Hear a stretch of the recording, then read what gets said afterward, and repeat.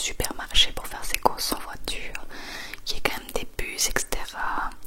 On choisit en fonction de si c'est un endroit pet friendly, donc qui aime bien les animaux. On choisit en fonction du prix du Airbnb, de s'ils acceptent les chiens ou pas. Donc vous imaginez bien que ça prend des heures de recherche. Et ce qui te manque de la Belgique, ce qui ne te manque pas de la Belgique, ce qui me manque de la Belgique, bon, c'est quand même nos amis, famille, des fois la nourriture, genre je sais pas, des moules frites, des frites, des trucs comme ça, des gaufres de Liège. Mais on mange tellement bien dans les autres pays que ça va, c'est pas trop dur à vivre. Et qu'est-ce qui ne me manque pas? Le temps ne me manque pas, donc la pluie et tout ça. Qu'est-ce qui ne me manque pas? Les prix élevés ne me manquent pas du tout.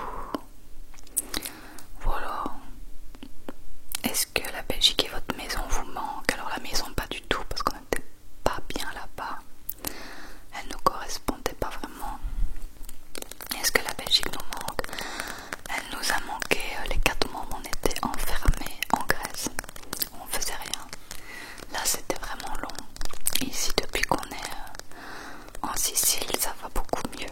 Parce que c'est vraiment un endroit paradisiaque.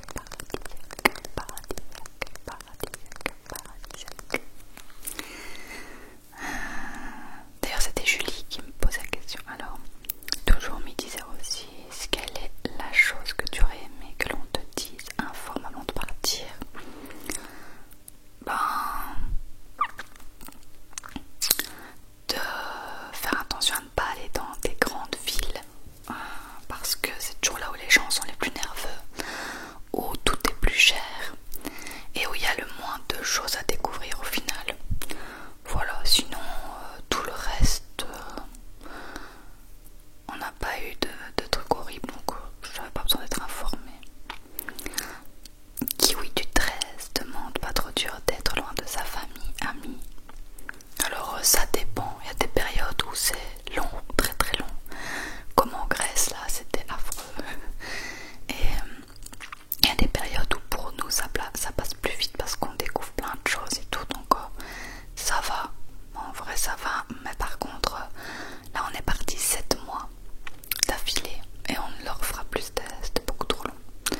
On fera comme avec Tenerife, on fera 3-4 mois puis on rentre, puis 3-4 mois puis on rentre. King ASMR, la chose la plus difficile en voyageant à l'étranger, ben, je trouve pas que ce soit difficile. En fait le truc le plus difficile c'est Nana, parce qu'elle peut pas rester toute seule à cause du Covid. Elle sait plus rester toute seule, elle hurle comme une folle, donc à la limite c'est ça le plus difficile, c'est de gérer Nana et de devoir tout faire avec elle. Donc il y a des choses qu'on peut pas faire, genre ici on aimerait bien aller à la piscine, ben on peut pas quoi. Mais c'est pas difficile, c'est juste plus, c'est contraignant quoi, mais il n'y a rien de difficile en soi. Et des anecdotes drôles, quand on a été à Porto en voiture cette fois-ci, on avait garé la voiture sur une place normale et quand on est revenu 3 jours plus tard, elle était plus là. Et en fait, entre temps, ils avaient mis un panneau en disant qu'il fallait enlever la voiture. Et puis vu qu'on l'avait pas enlevé, vu qu'on n'avait jamais vu ce panneau, bah ils l'ont enlevé pour nous. Donc elle était une sorte de fourrière à Porto. On a dû marcher toute la ville pour aller retrouver la voiture. Et le policier il était hyper gentil, mais c'est vrai que c'était, bon, sur le coup c'était pas drôle, mais là c'est quand même marrant de se dire, ben en fait elle est où la voiture? Sans voiture on sait pas rentrer chez nous quoi. Alors Alexandra demande: penses-tu vivre comme ça toute ta vie et te lasseras-tu de ce mode de vie? Ben j'en sais rien, je saurais pas répondre. Je sais pas, pour l'instant je suis pas du tout lassée. Je saurais pas dire combien de temps on va faire ça. Je sais pas, on va le faire jusqu'à ce qu'on en ait marre. Mais c'est vrai qu'un jour on aimerait bien se poser, mais pas en Belgique. Alors Sarah, est-ce que ça n'a pas été difficile de s'adapter pour le décalage horaire? Alors pas du tout. On a eu un décalage de 1 heure en Grèce.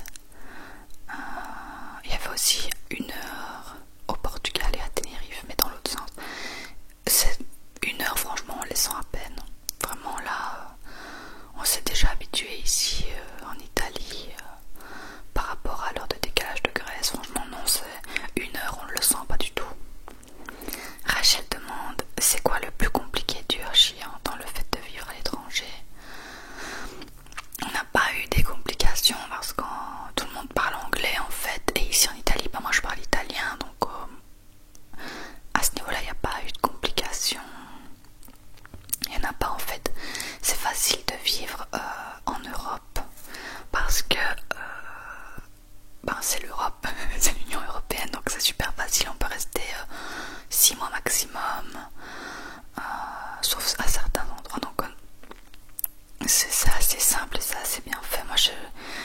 le plus compliqué, je vous dis, c'est vraiment de prévoir les voyages. Parce qu'il faut vraiment que tout se cale bien, que l'avion se cale bien, que les dates, que le Airbnb, que machin. Donc c'est ça le plus compliqué en fait. Alors Manon, serait-il plus simple de trouver des clients si vous viviez en Belgique? Salon rencontre. Alors oui, peut-être, mais en vrai, tous nos clients quand on était en Belgique venaient d'internet. Donc au final, ça change pas grand-chose qu'on soit ailleurs, qu'on soit à l'étranger, vu que déjà en Belgique, tous nos clients venaient d'internet et la plupart étaient français. Donc pour ceux qui savent pas, on tient une agence de communication avec Bastien, de graphisme, etc., marketing. Est-ce que le fait de vivre loin de votre famille amie n'est pas trop compliqué? J'ai déjà répondu. La Belgique ne demande pas trop. Avez-vous bien réussi à alterner travail et voyage? Ça c'est le plus dur. Gérer travail et voyage. Ici c'est vraiment compliqué parce que ma mère est venue 10 jours. Ensuite aujourd'hui une amie arrive pour une semaine. Puis les parents de Bastien arrivent pour une semaine. Et ça c'est vraiment dur de gérer travail et voyage quand des gens, enfin de la famille ou des amis viennent nous voir. Ça c'est vraiment dur. Quand on est, oula je vais m'étrangler. Quand on est nous deux, on arrive à gérer parce qu'on travaille la semaine et le week-end on fait plus des voyages. Mais c'est pas facile de travailler quand quelqu'un vient nous voir. Alors Agathe demande, avez-vous des aides pour vous loger et vous déplacer? Des aides à quel niveau? Non. On est logé par Airbnb, qu'on paye, hein. Mais on passe par Airbnb pour avoir les assurances et tout, et on a tout qui est compris, donc les charges internet et tout ça. Et pour nous déplacer, on prend le taxi de l'aéroport pour nous amener à un point, puis après c'est soit de bus, soit on loue une voiture. Mais on n'a pas d'aide en soi. Alors Amanda, je ne sais pas comment on dit. Est-ce que tu arrives à réellement te sentir chez toi? En vrai ça va, oui. Parce que c'est des logements qu'on choisit qui nous plaisent. Et puis au final je me sens chez moi à partir du moment où il y a Bastien, Nana et quelques affaires à moi qui me tiennent à cœur ou qui me font me sentir chez moi, genre. Donc j'ai pas besoin de plus pour me sentir chez moi qu'un logement où je me sens bien, Nana, Bastien et quelques affaires. Alors Agathe, pourrais-tu faire un comparatif financier de la vie de nomade par rapport à la vie de Belgique? C'est beaucoup moins cher en fait parce que bon, les logements sont à peu près au même prix que la Belgique. Je veux dire, on paye par exemple ici cette énorme maison avec 3 terrasses, on paye 1000 € par mois, mais il y a toutes les charges dedans. Il y a les assurances, il y a électricité, eau, gaz, enfin il y a tout ce que tu veux. Il y a l'internet aussi. Donc au final ça revient à un loyer qu'on payait à Liège en Belgique. Ça revient à la même chose. Et ensuite tout est moins cher. Les courses sont moins chères, les bus sont moins chers, les restaurants sont moins chers. Donc au final on y gagne. Et en plus on est dans un endroit paradisiaque. Donc que demander de plus? Après un comparatif financier, je ne saurais pas exactement en faire un, mais c'est vraiment, à part peut-être le logement qui est à peu près au même prix qu'en Belgique, et bien tout le reste est moins cher. Quoi que ce soit au Portugal, en Espagne, en Italie et en Grèce, à chaque fois c'était moins cher. Et le moins cher de tous c'était la Grèce. Alors Alex, qu'est-ce que ça fait de vivre dans une chaleur quasi constante? Est-ce qu'on s'y habitue? Alors en Grèce on s'est pas habitué. Sincèrement, 36-38 degrés c'était horrible. On vous en parlera plus en détail quand on aura le temps de filmer, mais c'était affreux. Vraiment intenable. Avec des nuits à 30 degrés, enfin c'était très très très long. On avait très hâte de partir. Maintenant je pense qu'on s'y habitue quand même un peu parce qu'ici en Italie il y a des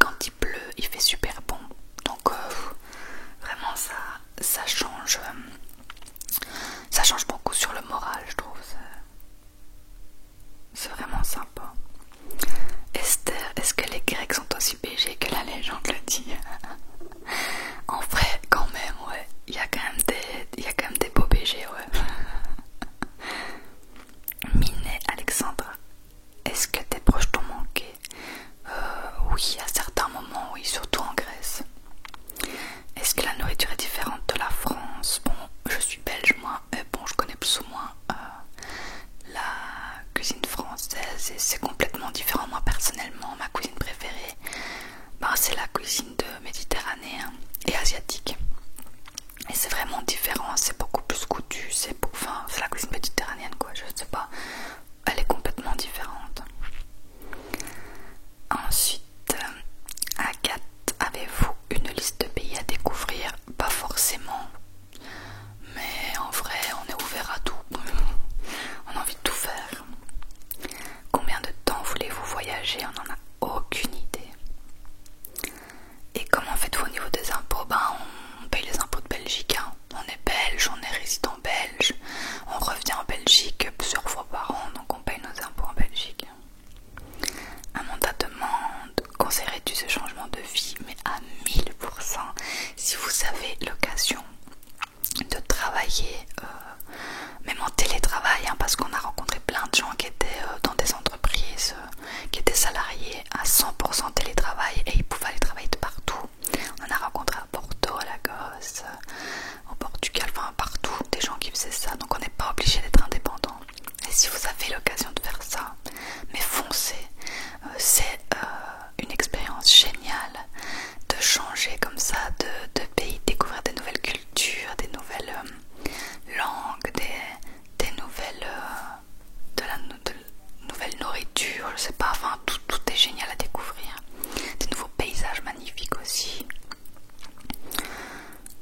Je vous conseillerais d'aller dans un premier temps quand même peut-être au Portugal, qui est quand même vachement sympa, à Porto, à Lagos, pour les gens qui voyagent comme ça. Il y en a plein qui se découvrent. Alors, Anthony demande la distinction de vie pro et privée. Ça j'ai déjà répondu. Et il dit actuellement satisfaite niveau budget, c'est suffisamment stable. Je comprends pas bien la question, mais oui, très satisfaite. Chad, est-ce que tu as du mal avec le décalage d'heure? J'ai déjà dit, mais j'en ai plus là, en Italie j'ai plus de décalage.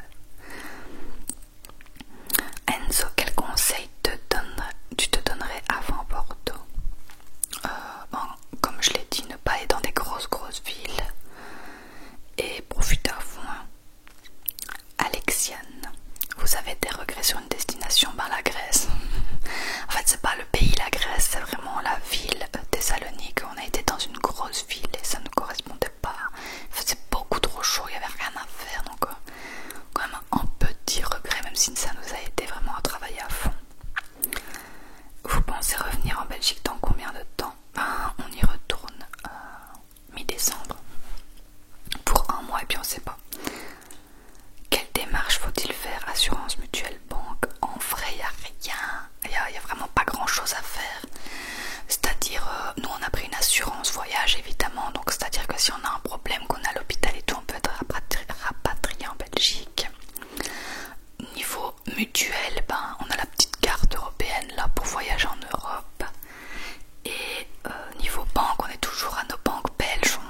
Vu qu'on n'est pas domicilié dans un autre pays que la Belgique, donc on a tout en Belgique. On a nos médecins, on a nos banques, on a notre mutuelle, nos assurances, on a tout là-bas, notre adresse là-bas, nos impôts là-bas, très cher.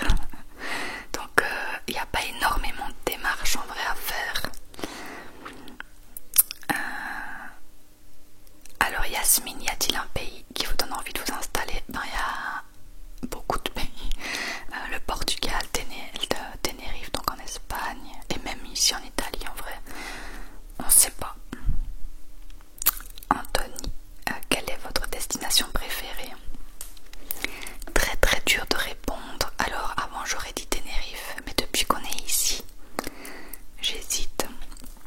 Donc entre Tenerife et la Sicile pour moi. Nicolas, quels sont les points négatifs et positifs? Sinon, n'arrête jamais la SMR, tu es génial, merci. Positif tout. Négatif.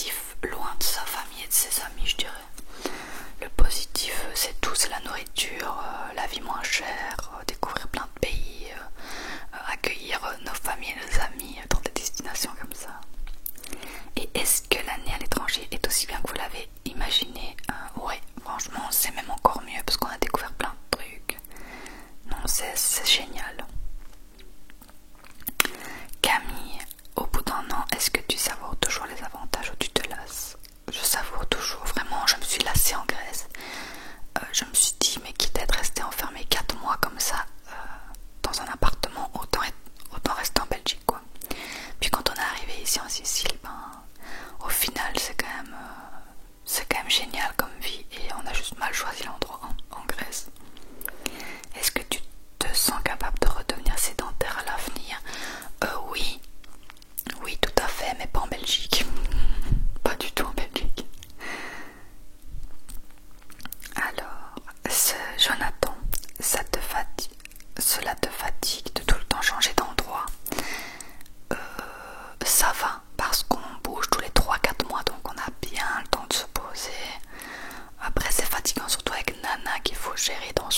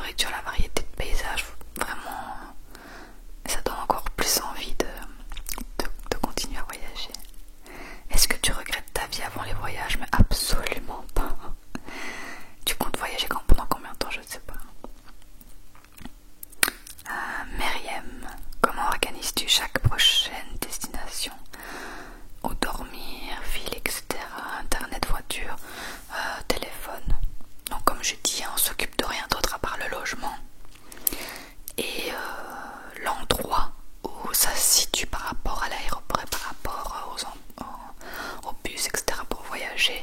Je veux dire abonnement téléphone, internet, etc. Donc abonnement téléphone c'est de Belgique, internet c'est inclus dans le Airbnb, et voiture on n'en prend pas parce que souvent on est bien mis par rapport au bus et tout ça. Et ligne demande pas trop dur avec toutes les langues différentes. Alors non, parce que on parle anglais, on parle anglais avec tout le monde, sauf ici en Italie où je parle italien. Mais écoute, il y en a encore plein de questions.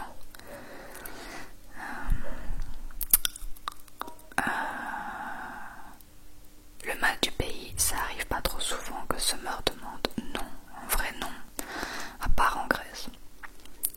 Alors ton conseil pour quelqu'un qui voudrait se lancer seul dans l'aventure, en vrai n'hésite pas, vraiment n'hésite pas, fonce. Et tu peux regarder sur internet, il y a plein de sites qui te regroupent des endroits qui sont sympas pour des personnes qui voyagent seules, pour rencontrer des gens et tout. Pourquoi avoir fait ce choix pas trop dur au début? Parce qu'on travaillait tous les deux depuis notre ordinateur dans un bureau à se faire chier, et on s'est dit mais pourquoi on est obligé de rester enfermé en Belgique en fait, pourquoi on peut pas voyager en même temps? Et pas trop dur du tout, non. Alors Louison, est-ce que ça t'a donné envie de vivre à l'étranger? Ou cela t'a fait aimer la Belgique encore plus? Non, ça m'a donné envie de vivre à l'étranger. J'adore mon pays, j'adore quand on rentre en Belgique. J'adore, vraiment je me sens chez moi, c'est mon pays. Mais en vrai, non, il y a tellement plus d'avantages à vivre à l'étranger. Est-ce que tu te sens différente d'il y a un an? Complètement, je me sens même différente d'une semaine. Donc et non, je ne reviens pas pour de bon en Belgique. Alors, ce mort de mon nana n'a jamais été un fardeau pour vous durant cette période? Alors un fardeau c'est un grand mot, mais c'est vrai que des fois on a envie de faire des trucs, genre aller faire du kayak ou je sais pas, mais on peut pas parce qu'on peut pas la laisser toute seule. Donc c'est un mini fardeau de temps en temps. C'est quoi le truc le plus fou que tu aies mangé? De Samuel, je dirais que c'est la Francesinha à Porto, au Portugal.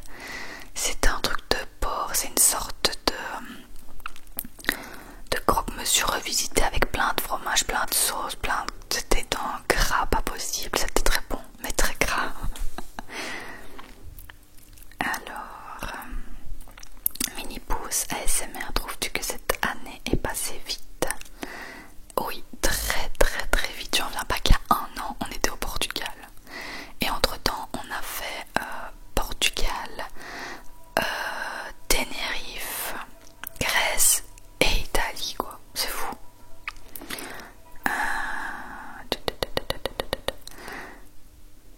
Ton pire moment de ASM?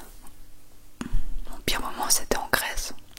C'était rester enfermé 4 mois à mourir de chaud et à rien pouvoir faire. Je pense que c'était ça le pire moment. Marco demande, comptez-vous renouveler cette expérience? Si oui, pourquoi? Quels sont les avantages? Évidemment qu'on va renouveler vu qu'on est en train de le faire là. On est dans la 2e année là, depuis fin juillet. Et pourquoi? Parce que c'est génial. C'est génial. On suit le soleil, il fait très très rarement mauvais. On suit la bonne température, genre on a rarement froid.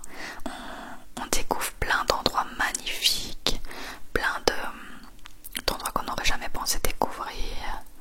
On rencontre des gens super sympas. Moi j'adore ce mode de vie, vraiment. Alors Gabriel, vous arrivez à tout gérer lors de votre arrivée dans un pays complètement étranger, le stress, la langue, financièrement? Vous avez déjà eu des difficultés à vous